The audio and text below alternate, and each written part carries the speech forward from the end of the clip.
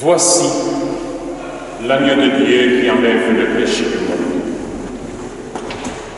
Cette désignation de Jean le Baptiste, en parlant de Jésus, est profondément enracinée dans la parole de la première alliance, autrement dit dans l'Ancien Testament. L'agneau est offert au Seigneur par le peuple au moment de la fête de Pâques, commémoration de la libération de l'esclavage d'Égypte. Désigner ainsi Jésus, c'est l'identifier à un libérateur d'esclavage. Non plus le seul esclavage d'Égypte, mais de tout ce qui nous rend esclaves aujourd'hui, à commencer par notre orgueil. Ainsi, Jésus nous est présenté par Jean le Baptiste pour une mission précise, nous rendre libres, libres de nos peurs pour vivre la confiance, libres de nos mensonges pour vivre la limpidité de la vérité, libres de nos injustices pour être ajustés à notre dignité humaine, une dignité de fille et de fils très aimés. Libres de nos nuits pour vivre la lumière de l'espérance. Libres de nos haines et de nos jalousies pour vivre selon son amour. Oui, Jésus fait une œuvre de libération et l'Esprit Saint qui descend sur lui et qui est remis à l'ensemble du peuple le jour de Pentecôte, poursuit cette œuvre de libération à chacune et chacun de nous aujourd'hui.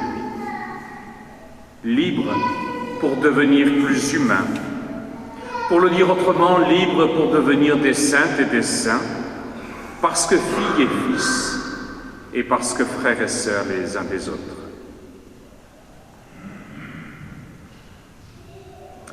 Mais en désignant Jésus comme l'agneau de Dieu, il n'est plus question pour le peuple d'offrir un agneau au Seigneur. Voilà qu'une véritable révolution s'opère dans notre manière de vivre l'alliance avec Dieu. C'est Dieu lui-même, en la personne de Jésus le Fils, qui s'offre à l'humanité. Dans toute religion, y compris dans la foi d'Israël, les hommes font des offrandes à Dieu. Voilà que, en Jésus le Christ, agneau de Dieu, vrai Dieu et vrai homme, c'est lui qui prend l'initiative de s'offrir en sacrifice au Père pour nous sauver. C'est ainsi que depuis Jésus, depuis sa mort sur la croix et sa résurrection, nous n'avons plus de sacrifice à offrir à Dieu le Père, sinon le sacrifice de Jésus lui-même dans l'Eucharistie.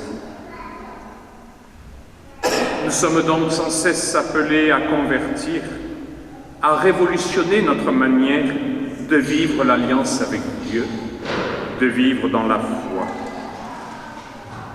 Nous sommes les graciés d'un Dieu Père qui, dans le Fils Jésus, a pris l'initiative de nous ajuster à lui dans le sacrifice de son Fils.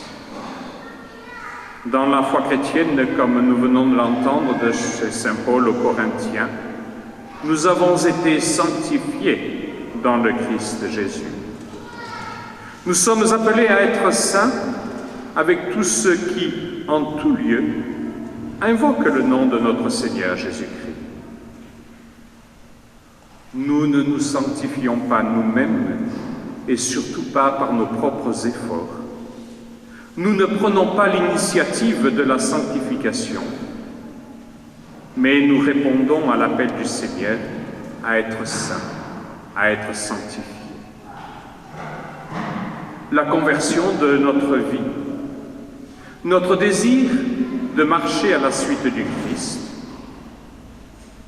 c'est finalement notre réponse c'est notre oui au Père qui nous fait vivre en vérité notre vie de fille et fils très aimés.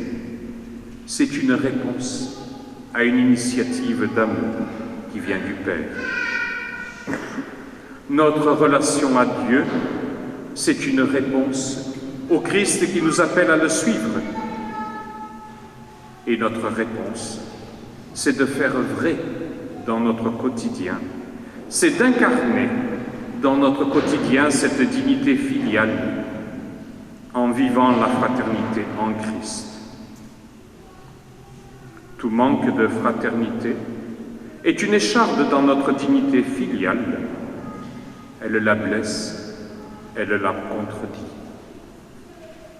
Voici l'agneau de Dieu, allons-nous chanter tout à l'heure avant de vivre la communion à l'Eucharistie. Donnons de la consistance à ces mots en accueillant l'initiative d'amour de Dieu incarnée en Jésus-Christ qui se livre comme nourriture. Donnons de la consistance à cette expression « Voici l'agneau de Dieu » en étant miséricordieux les uns envers les autres. Cet agneau vient nourrir notre propre vie, qu'elle devienne la sienne, pour qu'avec lui, nous soyons véritablement filles et fils, frères et sœurs. Amen.